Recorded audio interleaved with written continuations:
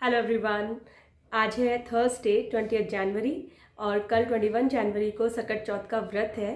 तो सकट चौथ का फेस्टिवल जो है जनरली वो बच्चों के लिए रखा जाता है और इस दिन गणेश जी की पूजा की जाती है और कहा जाता है कि अगर आप ये व्रत रखो तो आपके ऊपर से सारे संकट जो हैं वो दूर हो जाते हैं। तो तिल से लड्डू बनाए जाते हैं और तिलकुट बनाया जाता है और तिलकुट का ही बायना निकाला जाता है। तो आज के ब्लॉग में मैं शेयर कर रही हूँ कि इस फेस्टिवल को हम कैसे मनाते हैं, क्या क्या मिठाइयाँ बनती हैं और कैसे व्रत रखा जाता है, क्या क्या करते हैं। तो चलिए शुरू करते हैं। तो मैंने आज ही तैयारी शुरू कर दी है। सबसे पहले मैं तिल के लड्डू और तिलकुट बनाऊंगी।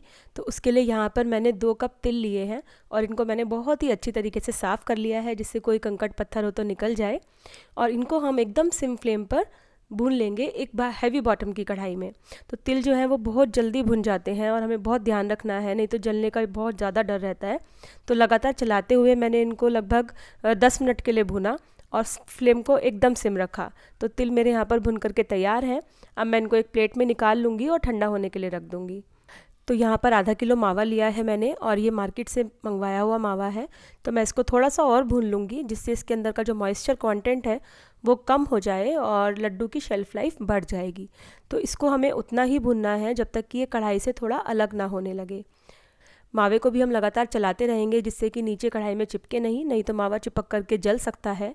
और मावा भी हमारा भून करके रेडी है। अब हम फ्लेम को बंद कर देते हैं। तो तिल भी हमारे ठंडे हो चुके हैं। अब हम तिल को पीस लेंगे। तो तिल को पीसते वक्त ध्यान रखना है कि हमें मिक्सर को चलाना है, बंद करना है, चलाना है, बंद करना है। लगातार चलाते हुए नहीं पीसेंगे, नहीं तो तिल में से बहुत सारा तेल निकल जाएगा और बहुत बारीक पाउडर जैसा बन जाएगा, पेस्ट बन जाएगा एक्चुअली। तो तिल को हमें बहुत बारीक नहीं पीसना है, हल्का दरदरा ही रखना है। तो तिल को मैंने मावे के अंदर मिला दिया है।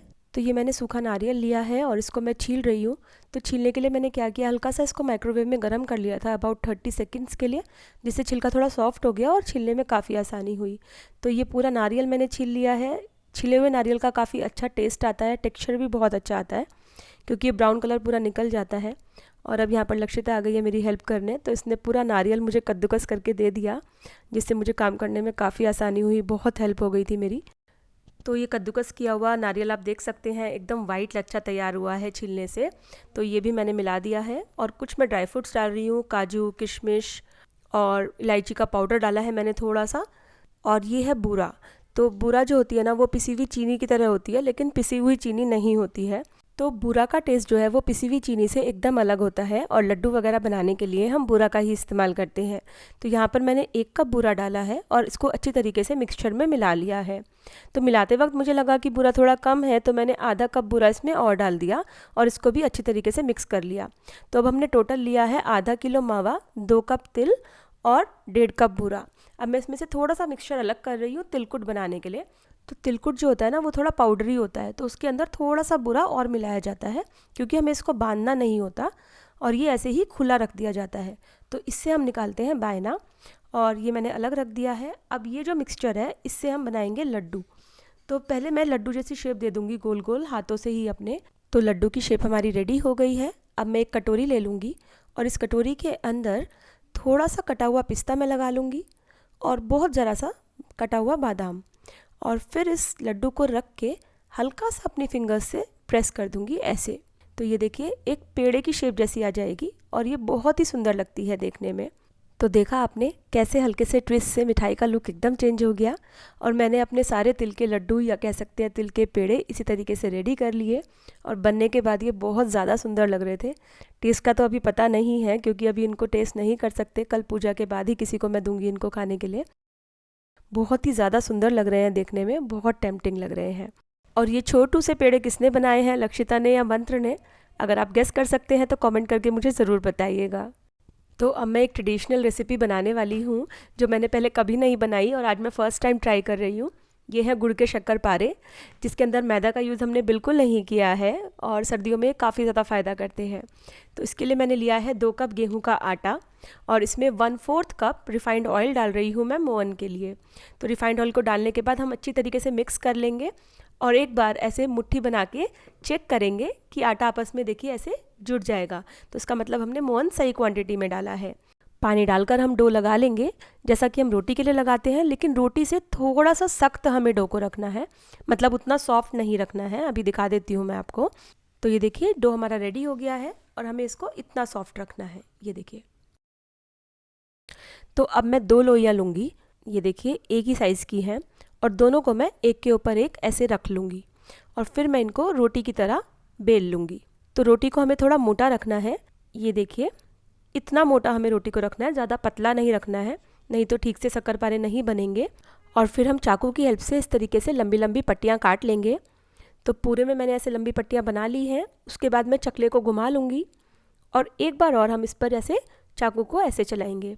तो हमारे शक्करपारे हमने काट लिए हैं और चकले पर से हम इस तरीके से इनको आसानी से उतार सकते हैं।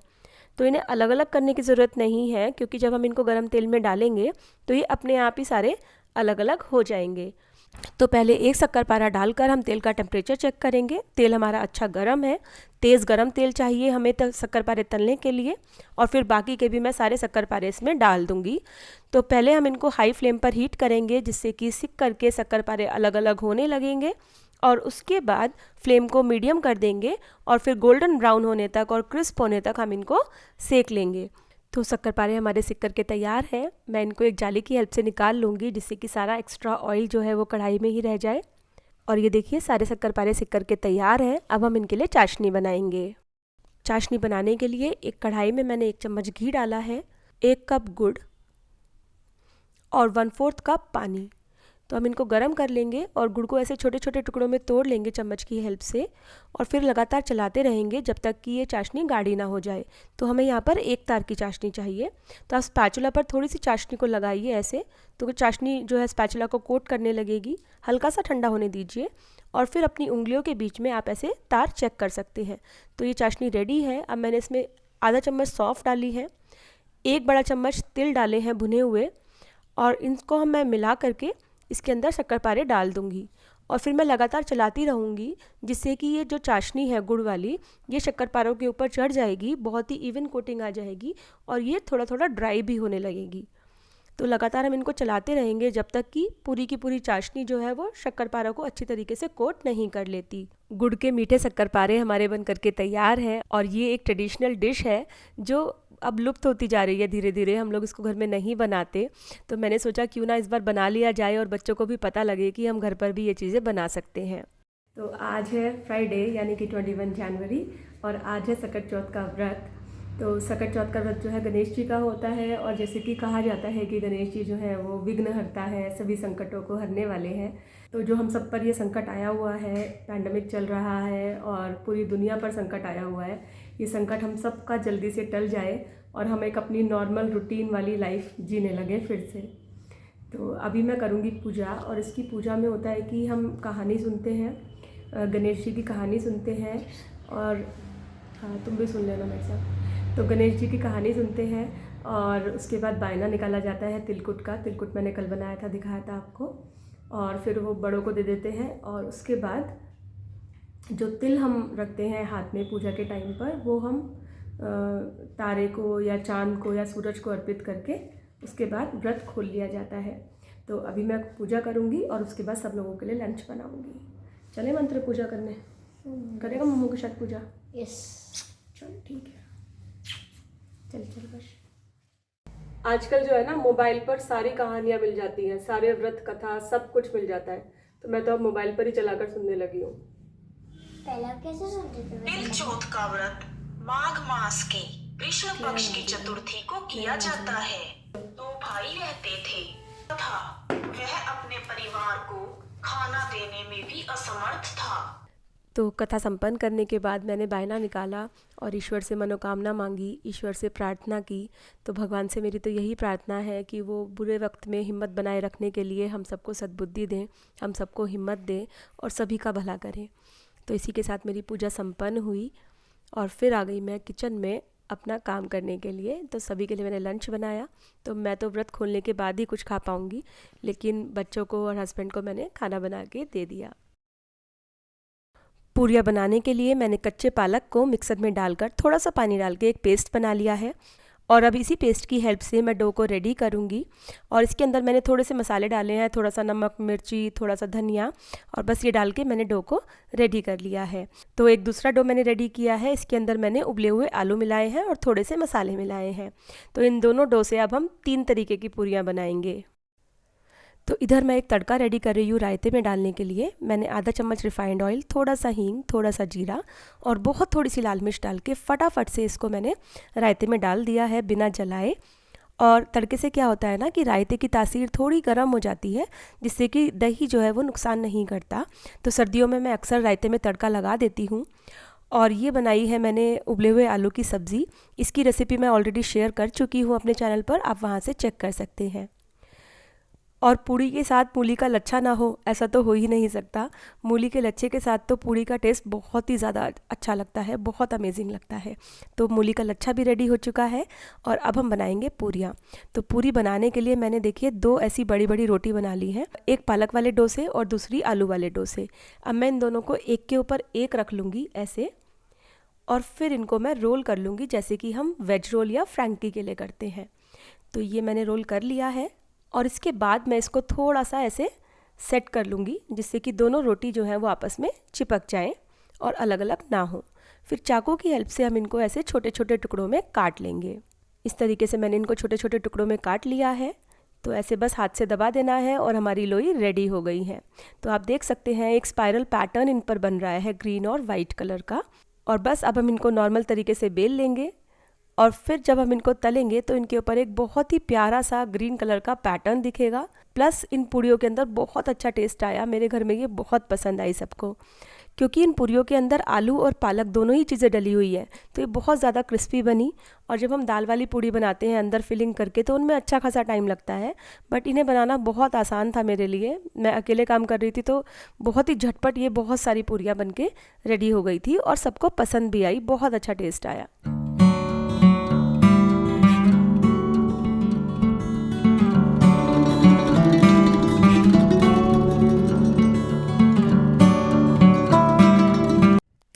तो कुछ पूड़ियाँ मैंने सिर्फ पालक की और कुछ सिर्फ आलू वाली बनाई, मतलब दोनों डो को आपस में मिक्स नहीं किया।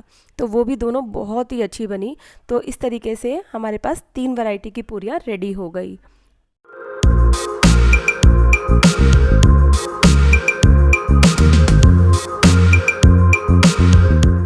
कैसी है?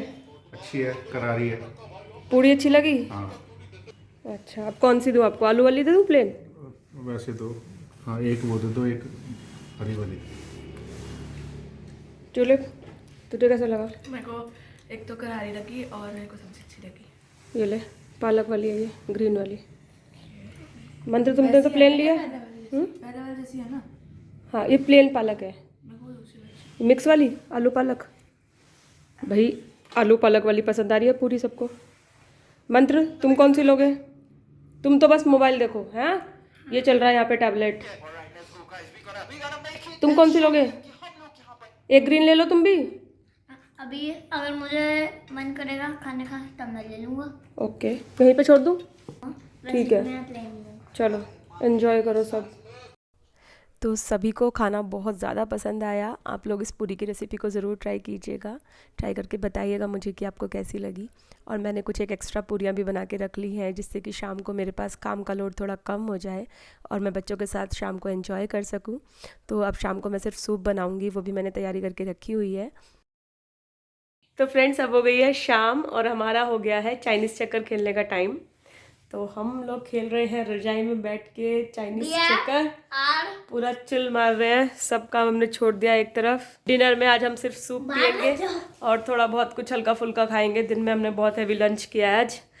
तो चलिए मैं आपसे एक नई वीडियो के साथ मिलती हूँ, तब तक के लिए take care and bye bye.